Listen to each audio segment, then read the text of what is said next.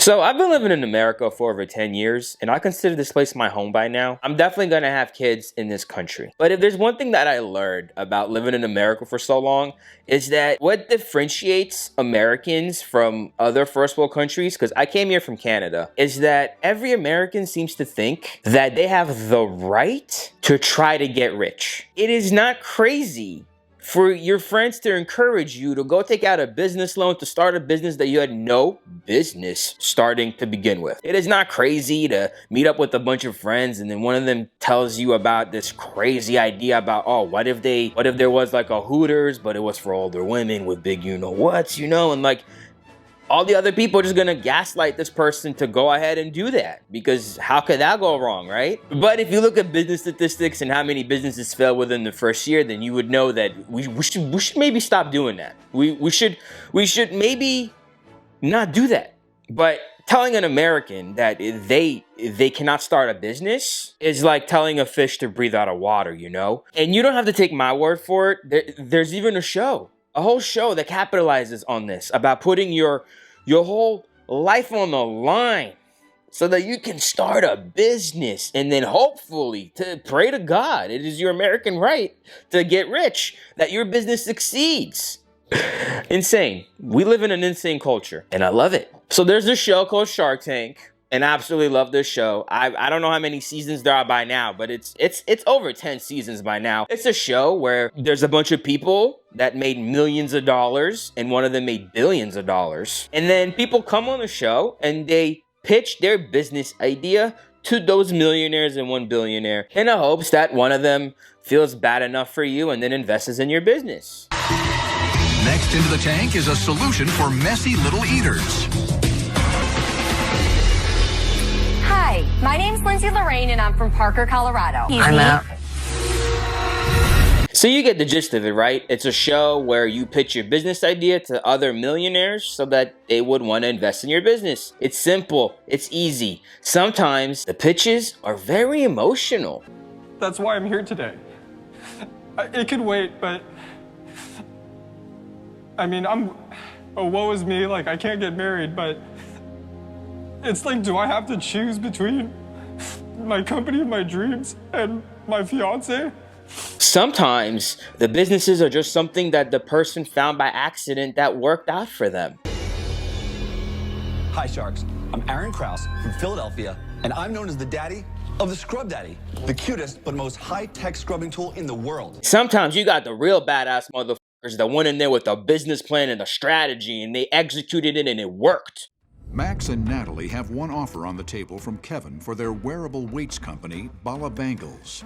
Maria is also interested, but she wants to partner with another shark. I would match that. I would jump in there with her. I really love it. I would match that as well. I would match her offer. I think these are fantastic. Maria, I will do it with you. $200,000 from me, $200,000 for you. You want $900,000, so each shark has to put up $450,000 to do your deal. That's a big lift on your ass, my friend. Sometimes they got businesses in there that are just a waste of time.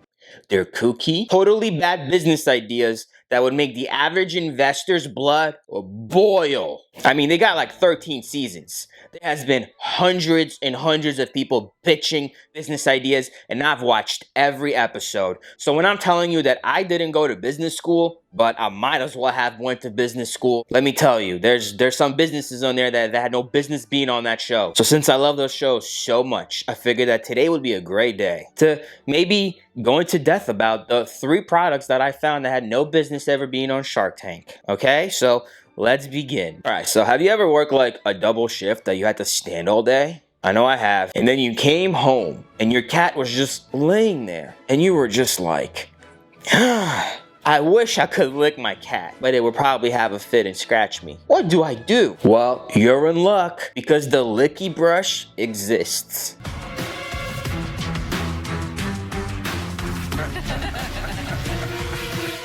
Let me introduce ourselves. I'm Tara. And I'm Jason. And today we're asking for $300,000 for 15% of our company. Well, with Licki Brush, you don't have to be left out anymore.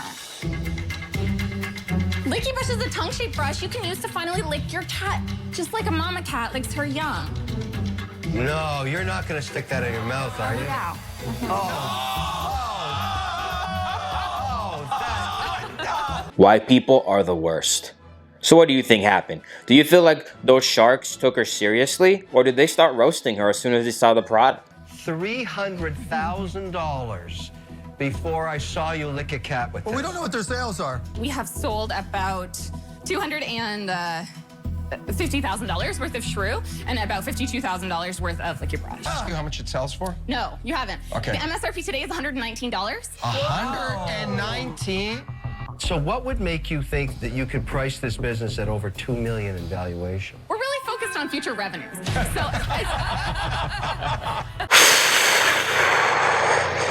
That was harsh, but not as harsh as some other people get it on this show. Like, some people literally get spanked on national TV on this show. And if this video can get, I don't know, 500 likes, I'll make a part 2 to this video where I show you the people getting spanked. Now, don't worry too much about the Licki Brush, because after that episode aired, the Licki Brush actually went on and did a lot of numbers. It ended up on like other TV shows like Live Kelly and Ryan Show.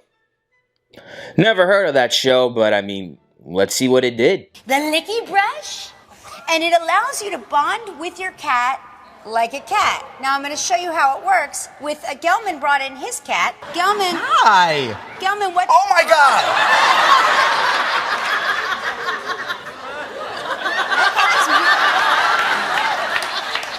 And get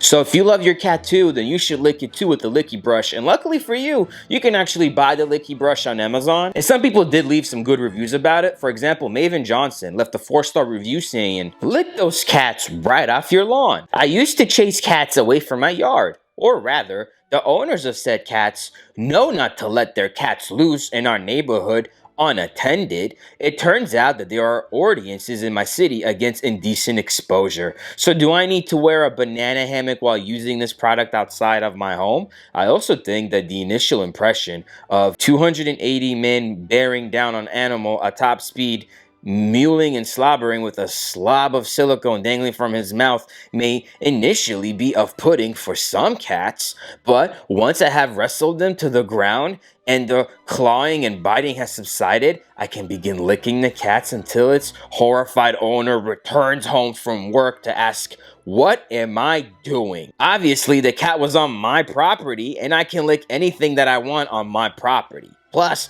I am using protection, as this silicone barrier prevents the spread of disease. I'm often told, "Well, that's my cat," to which I say, "Then get your own Licki Brush, because this is obviously the reason that your cat keeps wandering onto my lawn." I rarely see the cat again. In fact, my neighbors make a conscious effort to avoid eye contact with me, which is an added bonus. So if you want to be a satisfied customer just like that guy, you can go ahead and purchase the Licki Brush on Amazon. Now, product number 2 is a product that a lot of people watching this video would probably foam at the mouth to own. That product is the Waken Bacon, an alarm clock that reheats bacon that was already cooked. So instead of you waking up to an annoying alarm clock noise, you wake up to the smell of bacon. Yeah, it sounds genius, but it's actually not. It's actually very stupid. My name is Matty Sallin, and I'm from San Francisco, California. Annoying alarm clocks are a horrible way to start the day, so I've created something that'll make you actually look forward to waking up. My product takes a unique approach on waking up in the morning. It's pretty much the only one of its kind. I've taken my product as far as I can on my own. I need the expertise, the connections, and the money that the sharks have to help me get this mass produced. That would be a dream come true of mine. That guy kind of gives me the vibe of a dude that's been winging it his whole life. The type of guy that isn't afraid to make any mistakes because he's just gonna correct himself as he goes. And so, inspired, I went home and I built the world's first alarm clock that actually wakes you up with bacon. Here's how it works. And then you set the alarm for, say, 7 a.m.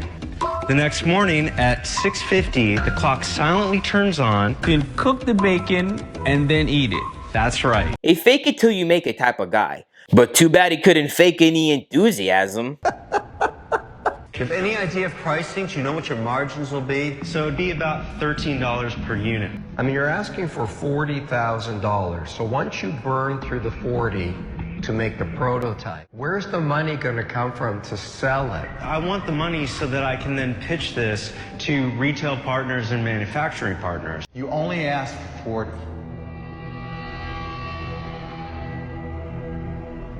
I'm now asking for $170,000. Ooh, you smell that? Because that smells like bacon is being roasted. You get it? Because he got roasted in those clips and he's bacon. It's a good joke. So yeah, so I know you people at home are probably sitting there going like, wow. I can't believe the Sharks really let that $1 million idea out the door like that. What are they? Stupid? Everybody knows that Waking Bacon is a bajillion-dollar idea. That's more revolutionary than the iPhone itself. Okay? But we would be wrong, because when you go ahead and Google search Waking Bacon, you come to find out that he gave up on a dream a long time ago. So, yeah. How's about them apples? You know what? Maybe the world just wasn't ready yet for Waking Bacon. Maybe somebody should try the same idea in the future. Who knows? Product number 3, okay? Product number 3 is just ridiculous. There was this guy out there in America, in Colorado, and he was just enjoying a nice glass of wine, you know, and enjoying a nice afternoon, and he wondered to himself, I can't believe that my cat isn't drinking wine with me right now. Maybe I should invent cat wine so my cat can get drunk with me. So he created Pinot Meow. I hate this guy. And then he went on Shark Tank to pitch them the idea.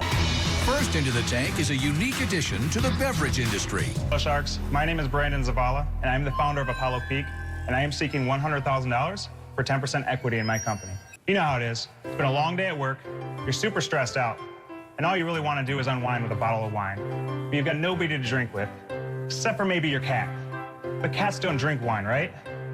Well, wrong. Pinot Meow. Apollo Peak, the first ever all-natural wine for pets. So Apollo Peak Pet Wine. Ain't it weird how that went down and it was actually successful? Remember how in the beginning of the video I said it's every American's right to try to get rich? This is one of those ideas. Like some dude just thought about maybe making wine for cats, and now he's super duper successful. I Google searched how his business is doing, and my feelings got hurt because it's booming. Unlike the Licki Brush and the Waking Bacon, this idea, it's dumb, but it's working. It's an actual home run. It's a gimmick, right? You're doing this as a gimmick. The initial Pinot Meow, yes, it was a gimmick, but we've moved from that. So we've learned, got out and started making our dog wines. You have dog wines as well? And yes, we do have dog wines. It's the wine you have in front of you, actually. What other country do you know out there where a dumb idea like this could actually work, okay?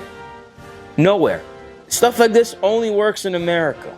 This is why I love this place and I can't leave, okay? So one day when I'm gonna be on Shark Tank, I hope it goes down something like this.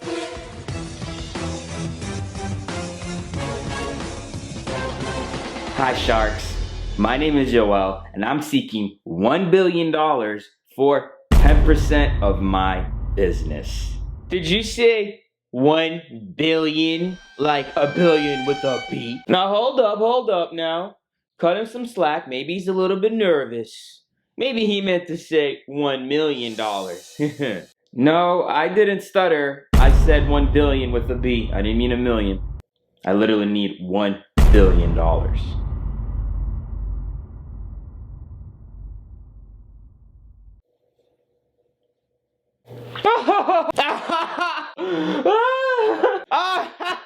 Okay, 1 billion. You must have the world's best idea to be asking for that amount of money. I mean, I don't know. Maybe he has the next idea for the next Google or something. Let's hear him out. I'm glad you find that funny because I don't think you're going to be laughing by the time I'm done pitching you guys. You don't even know what my business is about, so how rude of you. Okay, so listen up, okay? A lot of people, like 35-year-olds, 40-year-olds, 50-year-olds, sometimes even 60-year-olds, they have to go through something called a divorce if they haven't found the right partner early on in life. You know what? I actually just got out of a pretty brutal divorce. It was bad. Nobody was there for me. Like, I'm talking about nobody. I could see how getting divorced really sucks. Do tell me more. I know, if you get divorced as a middle-aged man, you might as well end your life. But not anymore, because I came up with a solution. The number one issue though that we found out when we spoke to a bunch of middle-aged men that got divorced is that they don't know how to get back in the dating scene. Because all of their friends that would help them get back in the dating scene, well, they're not the ones that got divorced. They still got their marriage, they still got their careers, they still got all their friends, they still got half of their money. Everything's going great for them. Getting divorced is usually a lone wolf thing. And it's just so sad. Oh my God, I know! Nobody was there for me! So what if there was an app out there that, just like Tinder, that matches you with potential dates?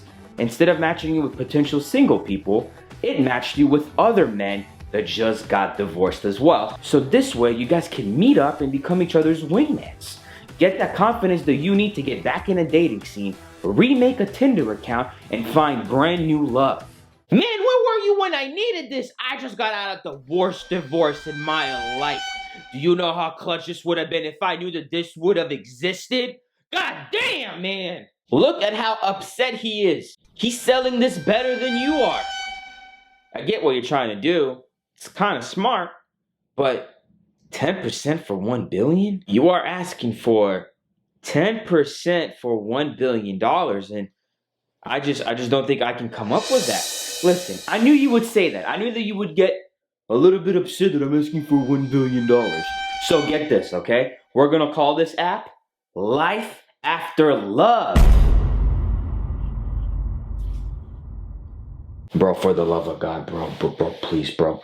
Go 50-50 in on me with this, bro. This is such a genius idea, bro.